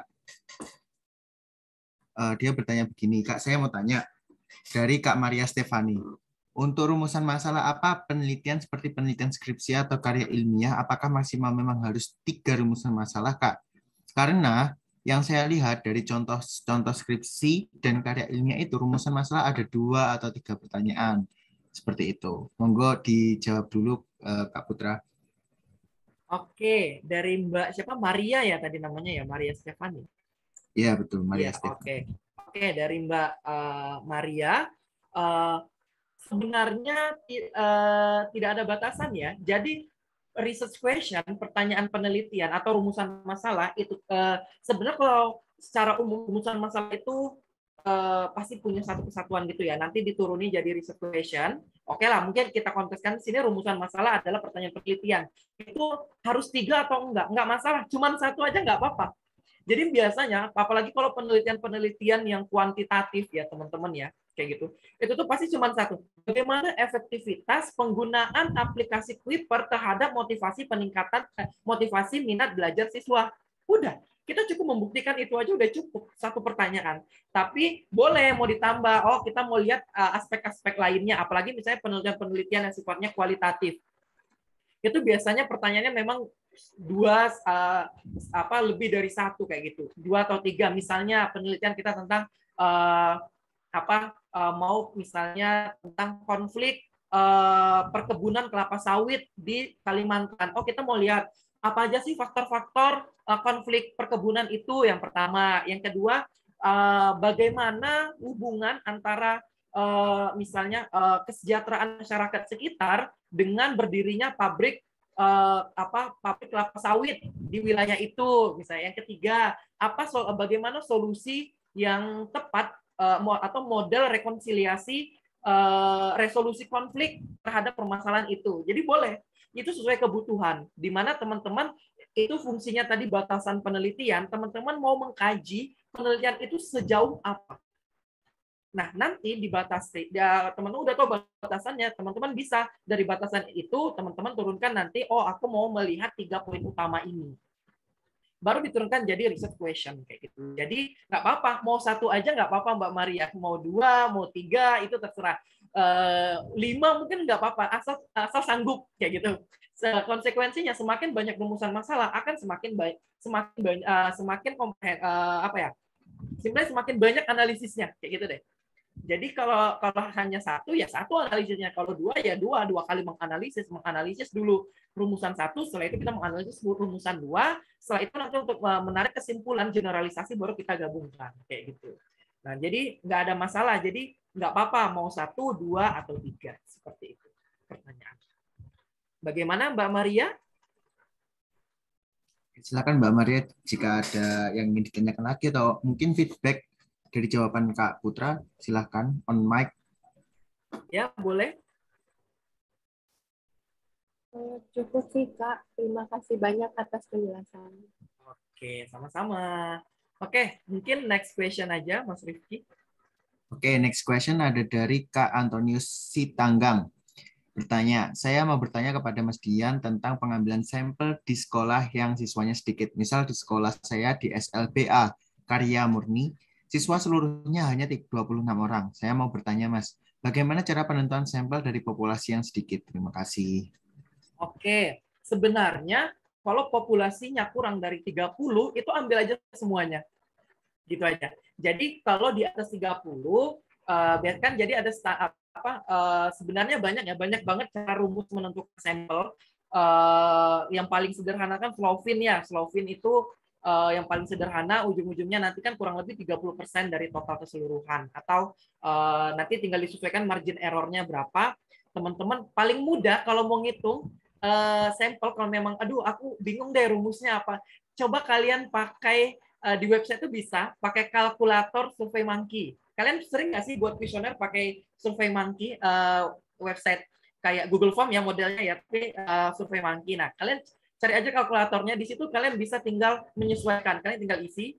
Itu cara cepet ya. Kalau di luar pakai rumus, kalau mau pakai rumus banyak banget, nggak mungkin kita bahas satu-satu. Nah, itu nanti tinggal sesuaikan jumlah populasinya berapa, mau margin errornya berapa, tinggal disesuaikan. Nah, tapi biasanya kalau misalnya jumlahnya memang sedikit, ambil aja semuanya. Jadi kan udah sangat representatif ya kayak gitu ya. 26 orang ini sudah cukup sudah rasanya bisa diambil semua kayak gitu kan untuk menjadi populasi penelitian, ataupun dia ternyata sampelnya juga. Jadi sampel sekalian populasi. Jadi nggak apa-apa kayak gitu. Tapi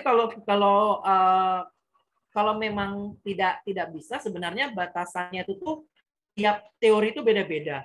Tapi yang paling common itu tuh biasanya 30% dari total populasi. Biasanya seperti itu. Berarti ya udah 26, 30%-nya berapa kayak gitu misalnya. Berarti kalau 26 misalnya 9, 8 misalnya, atau 10 juga 10, nggak masalah gitu. Tapi kalau misalnya kalau di bawah 30, menurutku lebih bagus diambil semua aja. Jadi benar-benar kesimpulannya nanti itu benar-benar menggambarkan keseluruhan dari populasi kayak gitu. Jadi nggak setengah-setengah, dan jadi hasil penelitiannya 100% menggambarkan populasi kayak gitu. Karena kalau nggak ada margin errornya kan kayak gitu 100%. Karena kalau sevalid-validnya kalau pakai sampel itu kan pasti dia kan nggak sebenarnya masih bisa error karena dia tidak menggambarkan keseluruhan. Tapi itu dalam batas wajar yang normal, dan itu sangat dimaklumi, sangat konsensusnya pun menyatakan itu valid kayak gitu secara internasional peneliti kayak gitu kan. Kalau misalnya pakai sampel, tapi kalau kita bisa ambil keseluruhan jumlah populasi sangat bagus ketika itu tidak memberatkan kita, kecuali populasinya misalnya 100 terlalu banyak, ya nggak apa-apa, baru kita ambil sampelnya sekian, atau populasinya 1000 itu kan banyak banget, nggak mungkin kita ambil sebanyak itu kayak gitu. Jadi kita ambil misalnya hanya 200 atau 300 seperti itu. Jadi kalau populasinya dikit itu boleh diambil semua. Seperti itu Mas Anton. Bagaimana Mas Antonius? Baik Mas, terima kasih. Ini sangat penjelasan sangat luar biasa seperti yang saya chatting tadi. Saat saya kuliah tidak saya dapat materi detail ini, betul.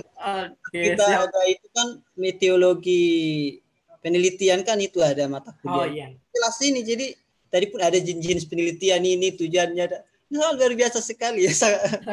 Mari ya, baik. Sampel ini juga kan yang saya pikirkan dulu seperti Mas bilang tadi, sampel itu hanya 30%. Hanya itu yang saya ingat, tidak dijelaskan. Misalnya sedikit, ambil semua. Ternyata kalau diambil sampel itu populasinya semua ternyata lebih bagus juga ya Mas. Iya, benar. Jadi bisa benar-benar mewakili. Karena kecuali sampelnya memang banyak banget ya, kayak misalnya mungkin di atas 100 gitu atau 100 itu tuh kan mungkin terlalu sulit, itu nggak apa-apa, baru diambil sampel sekian 30 kayak gitu atau berapa sesuai margin errornya. Nah, tapi kalau misalnya rasanya di bawah 30 itu kan masih memungkinkan ya kita untuk mengambil semua, jadi it's okay, nggak ada masalah kayak gitu. Oke, terima kasih Mas. Saya pikir itu saat penelitian harus hanya sampel saja, nggak boleh kita ambil populasinya gitu. Oh, boleh ya. Itu menyesuaikan saja kayak gitu. Tapi kalau memang mau ngambil sampelnya aja, ya boleh, nggak apa-apa kayak gitu. Minimal 30% dari sampel. Jadi banyak rumusnya ya, salah satunya itu 30% dari sampel, ya boleh kayak gitu. Tapi kalau jumlahnya sedikit, kayaknya lebih bagus ya kalau kita bisa tahu semuanya, akhirnya bisa mengeneralisasi secara tepat bagaimana hasil dari 26 responden. Oke, baik. Terima kasih Mas Dian. Iya, sama-sama. Oke, Mas Rifki, next question mungkin. Oke, pertanyaan selanjutnya datang dari Mbak Alvina Rohmahtika. Kak Alvina, halo Kak Dian, perkenalkan saya Alvina, izin bertanya. Bagaimana kiat-kiat masuk PIMNAS dalam PKM-RSH? Oke, siap. Oke, jadi kita agak bergeser ya tadi dari fundamental social research, kita geser dikit berbicara PKM nih. Program kreativitas mahasiswa bidang riset sosial humaniora. Jadi rasanya kalau kiat-kiatnya mau bidang apapun tuh sama ya. Jadi cuman memang kalau PKMR itu kan sifatnya memang riset cukup berbeda. Kalau yang lain kan PKM itu sifatnya aplikatif ya, di luar RSH sama mungkin ya yang agak apa yang basisnya riset itu AI ya, artikel ilmiah itu juga kan basisnya riset kayak gitu. Itu bagaimana kiat masuk PIMNAS? Kalau berbicara PKM, yang pertama adalah teman-teman mematuhi buku pedoman. Buku pedoman PKM itu jangan sekali-sekali ditafsirkan berbeda. Jadi patuhi administrasinya, teman-teman. Itu kunci paling utama. Karena seleksi PKM itu paling pertama yang diseleksi adalah administrasinya. Kalau administrasinya nggak lolos, teman-teman nggak akan dinilai substansinya. Jadi yang pertama dinilai itu teman-teman pas seleksi PKM, baik itu mau proposal, mau laporan kemajuan, mau laporan akhir, yang dilihat pertama administrasinya. Kalau marginnya salah atau spasinya 1,5, seharusnya 1,15 ya kalau PKM, marginnya itu harus 4,333 atau hurufnya enggak Times New Roman, itu enggak akan dinilai isinya, langsung nilai mati 1. Karena skala nilai PKM itu 1 sampai 7 ya teman-teman ya, kalau teman-teman ingat. Jadi harus dilihat. Begitu juga ketika misalnya laporan kemajuan ya yang dinilai untuk masuk ke PIMNAS kayak gitu. Kalau laporan kemajuannya lebih dari 10 halaman, itu daftar pustakanya di halaman 11, pasti nilainya 1, nggak akan dinilai, nggak akan mungkin lolos PIMNAS, teman-teman. Kalau udah benar administrasinya, baru nanti dibaca isinya, hasil penelitiannya apa, ininya apa, itu secara administrasi ya. Secara substansi, PKM RSH itu tuh teman-teman sebisa mungkin topik-topiknya itu ya trennya memang rasanya berbeda-beda tiap tahun. Tapi yang paling sering itu tuh topik-topik terkini biasanya teman-teman. Hot issue kayak gitu. Jadi kalau sekarang mungkin topik-topik tentang COVID kayak gitu. Terus misalnya tentang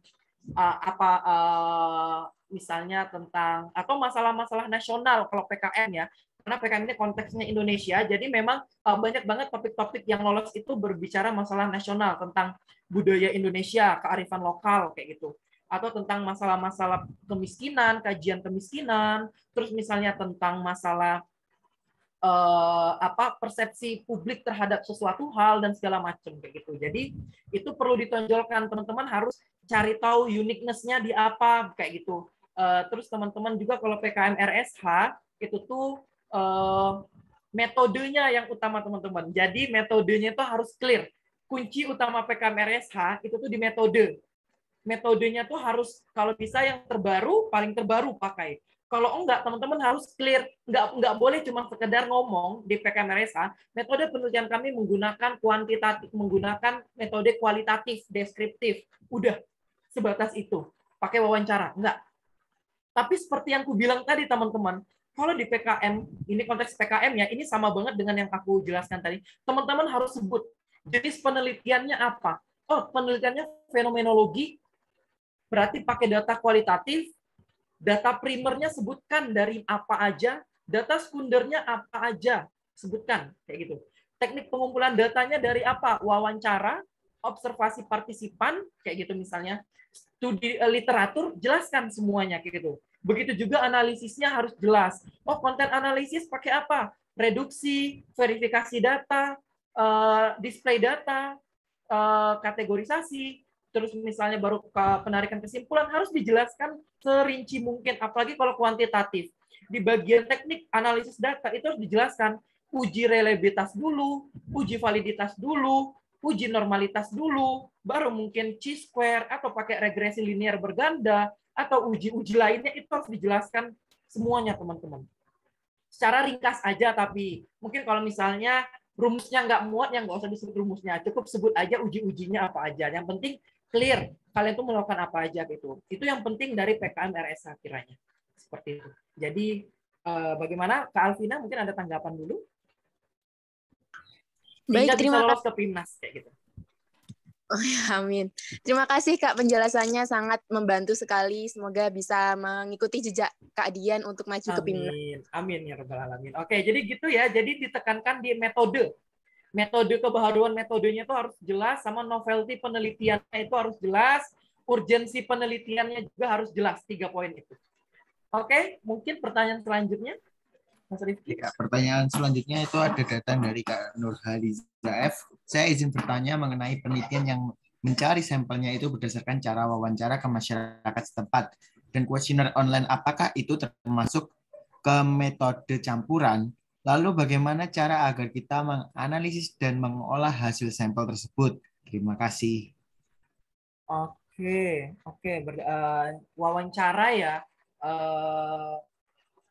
menentukan ini ya sampel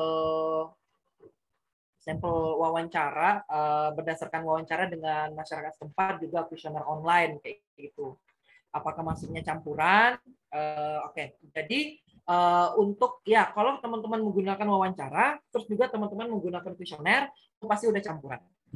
Nggak mungkin nggak campuran. Jadi wawancara itu kan tadi udah clear banget ya, kita sepakati dia depan tadi bahwa yang namanya wawancara itu pasti kualitatif. Yang namanya kuesioner itu pasti kuantitatif. Kayak gitu.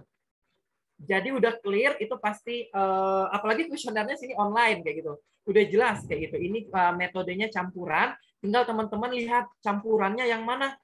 Campurannya pakai yang apa?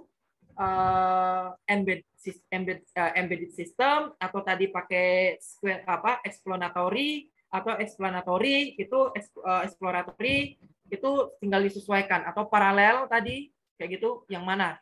Itu tinggal dilihat mana yang jadi data utamanya, mana yang jadi data respondernya, apakah data ini dianalisis bareng atau dianalisis terpisah, itu tinggal disesuaikan aja kayak gitu. Dan cara kita menganalisisnya. Jadi menganalisisnya ya terpisah. Jadi data wawancara itu teman-teman analisis dengan cara kualitatif kayak gitu. Dengan melakukan transkrip wawancara, terus dengan kategorisasi. Setelah itu nanti ditarik kesimpulannya apa, hasilnya apa. Lain kuesioner juga kayak gitu, tabulasi, coding data dulu. Nanti udah dihitung berapa mungkin statistik deskriptifnya, atau mungkin menggunakan statistik inferensialnya udah ketemu. Oh, ini hasilnya dia menyatakan bahwa ada hubungan antara masyarakat A dan perilaku B. Oh, ternyata di hasil wawancara itu dikatakan bahwa perilaku B ini disebabkan oleh hal-hal ini. Ya udah, nanti digabungin bahwa ternyata memang ada keterkaitan antara masyarakat desa ini dengan perilaku dengan budaya menanam padi yang sudah berkembang lama di sana karena disebabkan beberapa faktor berdasarkan hasil wawancara. Kayak gitu. Jadi cara mengaitkannya seperti itu. Jadi nanti dibuktikan kayak gitu. Apakah pembuktian ini sebagai main datanya atau hanya supporting datanya, itu tergantung kalian aja. Seperti itu Mbak Nurhaliza. Gimana? Apakah udah jelas atau belum?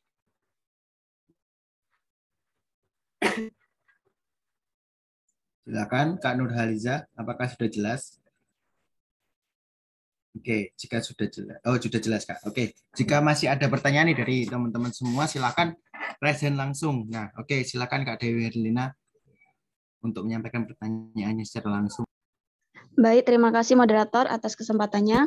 Perkenalkan, nama saya Dewi. Saya ingin bertanya Kak Dian terkait dengan observasi pendahuluan atau pralapangan.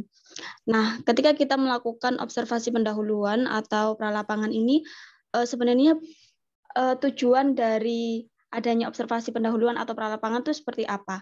Apakah kita boleh Kak memberikan asumsi-asumsi terhadap masalah-masalah yang ingin kita teliti? Ataukah kita dalam melakukan observasi pendahuluan itu hanya melihat fenomena itu secara umum untuk kita tampilkan dalam latar belakang untuk kita ajukan di proposal penelitian, seperti itu Kak. Terima kasih. Oke, jadi mengenai observasi pralapangan itu kayak apa? Teman-teman bebas. Jadi kalau memang teman-teman menambahkan asumsi, ya juga it's okay. Teman-teman berdasarkan faktual apa yang terjadi aja juga bisa mendeskripsikan. Karena asumsi itu penting juga teman-teman, menjadi bagian dari latar belakang. Cuman ketika teman-teman memasukkan asumsi, teman-teman harus memberikan evidence, bukti. Ada yang menguatkan, nggak sekedar opini. Ya namanya opini. Kayak mungkin teman-teman ini mungkin kaitannya kayak kalau buat esai ya. Kalau buat esai kan tuh harus, kalau buat opini harus ada faktanya kayak gitu kan. Jadi naik begitu juga. Jadi ketika teman-teman membuat latar belakang berdasarkan hasil observasi pralapangan, itu diperbolehkan membuat beberapa asumsi, karena asumsi itu pada ujungnya mirip ketika teman-teman membuat hipotesis penelitian itu atau statement problem itu kan bunyi pada intinya seperti asumsi kayak gitu kan teman-teman. Kalau secara epistemologis kayak gitu, wah ini berbicara secara metodenya kayak gitu. Epistemologis itu metode mendapatkan data itu kayak apa. Itu kita berangkat dari asumsi, ya nggak sih? Semua memulai sebuah penelitian itu jelas dari asumsi. Jadi nggak apa-apa. Cuman tetap nggak boleh isinya asumsi semua di latar belakang setelah kita melakukan observasi pralapangan. Itu tuh untuk melihat kondisi real. Jadi kalau observasi pralapangannya dilakukan sebelum membuat latar belakang, berarti observasi pralapangannya bertujuan untuk melihat, mengkonfirmasi atau untuk menambah, mendevelop, membangun background dari penelitian kita itu bakal kayak apa, kayak gitu. Misalnya karena data dari internet itu masih terbatas, jadi memang harus lewat observasi. Tapi kalau observasinya dilakukan saat sebelum pengambilan data, jadi udah selesai buat proposal, baru observasi, baru ngambil observasi pralapangan, baru ngambil data, itu dilakukan untuk mensurvei bagaimana lokasi penelitian, track penelitian kita itu, lokasi penelitian kita itu terjangkau atau enggak, tempatnya sesuai realita atau enggak, sehingga nanti ketika enggak sesuai realita sama kita bisa melakukan beberapa penyesuaian kayak gitu. Jadi itu tujuannya dari observasi pralapangan, bisa dilakukan di sangat awal sebelum menulis latar belakang, bisa saat sebelum mengambil data, dan tujuannya beda kayak gitu. Kalau untuk yang asumsi-asumsi ini itu bahasanya untuk latar belakang, karena untuk apa kita membuat asumsi setelah untuk mengambil data, karena udah nggak fungsi kayak gitu kan. Jadi boleh tetap ada asumsi tapi tetap diberikan evidence-nya atau buktinya kayak gitu. Begitu Mbak siapa tadi ya? Mungkin tanggapannya? Oke, Kak Mbak Dewi. Ya, Mbak Dewi. Iya, terima kasih Kak, penjelasannya sangat rinci dan mudah dipahami. Terima kasih. Oke. Terima kasih Mbak Dewi. Oke, apakah masih ada teman-teman yang ingin bertanya kepada Kak Putra, mumpung kakaknya masih ada di sini gitu kan? Siapa tahu masih ada yang penasaran gitu dengan penelitian di bidang social research seperti itu.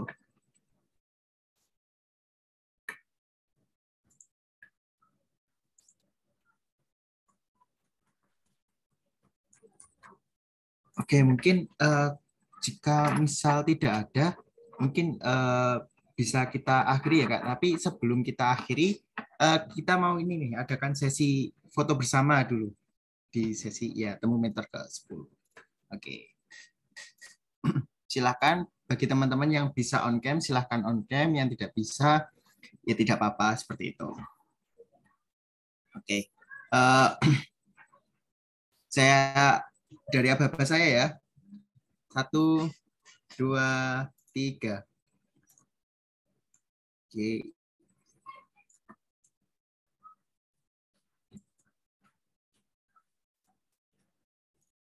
Oke, lanjut ke slide kedua. Oke, 1, 2, 3. Oke, terima kasih banyak. Oke, mungkin itu saja yang yang dapat kita sampaikan seperti itu, pertemuan pada sesi temu mentor ke-10. Mungkin Kak Dian atau Kak Putra ada kata-kata yang ingin disampaikan kepada teman-teman sekalian. Silakan Kak. Oke teman-teman, jadi pada kesempatan sore kali ini kayak gitu ya, kita tadi sudah berbicara mengenai introduction of social research atau social humanity Jadi sebenarnya pada intinya untuk rumpun sejenis ya, mau sosial, humaniora ataupun pendidikan rasanya hampir sama ya, karena berbicara tentang social reality kayak gitu, realitas sosial. Jadi mirip tuh model-model penelitiannya seperti yang aku sampaikan tadi. Jadi teman-teman harus benar-benar memahami terlebih dahulu ketika memulai penelitian itu fokus masalahnya apa, teman-teman bisa memulainya untuk mulai dari membaca ya sekarang. Banyak rajin-rajin membaca, melihat berita, mungkin gitu peka terhadap lingkungan sekitar untuk mencari ide-ide penelitian. Tapi setelah misalnya latar belakangnya jadi, teman-teman buat penelitian sosial itu sangat harus clear banget di bagian metode, di mana teman-teman harus benar-benar bisa menentukan jenis penelitiannya apa biar nanti audiens paham, pembaca paham terhadap apa yang kalian teliti. Kalian meneliti tentang hubungan antara perilaku misalnya perilaku seksual pranikah dengan gambaran religiusitasnya misalnya kayak gitu. Tapi kalian teliti secara misalnya pakainya observasi, kan nggak nyambung kayak gitu. Seharusnya pakainya mungkin survei korelasional ataupun wawancara misalnya kayak gitu. Jadi teman-teman harus paham jenis penelitiannya apa, sebelum mulai penelitian ditentukan dulu jenis datanya juga, terus juga teknik pengumpulan datanya pakai apa dan metodenya apa. Karena itu rohnya dari sebuah penelitian, dan ketika teman-teman ingin menuliskan sebuah penelitian yang baik, maka di sana harus ada koherensi dan kohesi dari penelitiannya. Jadi harus nyambung antara satu paragraf dengan paragraf lainnya, dan itu teman-teman berlatih dengan tidak cara lain harus dengan menulis. Kayak gitu ya, sering-sering menulis, dan teman-teman nanti itu secara intuisinya bakal terbangun sendiri koherensi dan kohesinya seperti apa. Dan penelitian sosial itu tidak sulit, teman-teman.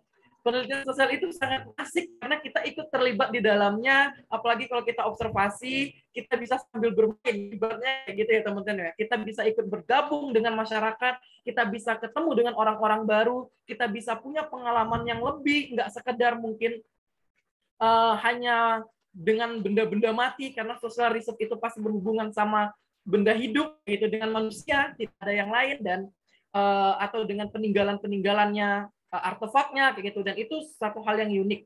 Jadi jangan pernah takut untuk memulai sebuah penelitian. Dengan penelitian kalian bakal menulis, balik lagi dengan menulis tentunya kalian bakal diingat sepanjang masa kayak gitu. Mungkin itu yang bisa saya sampaikan. Terima kasih. Assalamualaikum warahmatullahi wabarakatuh. Bila ada salah kata mohon maaf. Seperti itu ya teman-teman, dan selamat sore. Sampai berjumpa di lain waktu. Terima kasih Kak Putra. Terima kasih teman-teman semua yang sudah hadir pada siang hari ini. Saya dari Rifki Nadi Parafid sebagai moderator pada acara sore hari ini. Jika ada kata-kata yang kurang berkenan, saya mohon maaf, itu murni dari kesalahan saya. Oke, sekian. Kita akhiri pada acara hari ini ya. Kita tutup dengan salam mungkin. Oke. Assalamualaikum warahmatullahi wabarakatuh. Silakan bagi teman-teman yang ada kegiatan, silakan melanjutkan kegiatannya. Terima kasih. Terima kasih kepada Mas Rizky, Mas Dian. Baik, terima kasih untuk teman-teman semua. Terima kasih untuk Mas Rizky, moderator kita. Ya, terima kasih banyak Mas Anton dan teman-teman semuanya yang lain.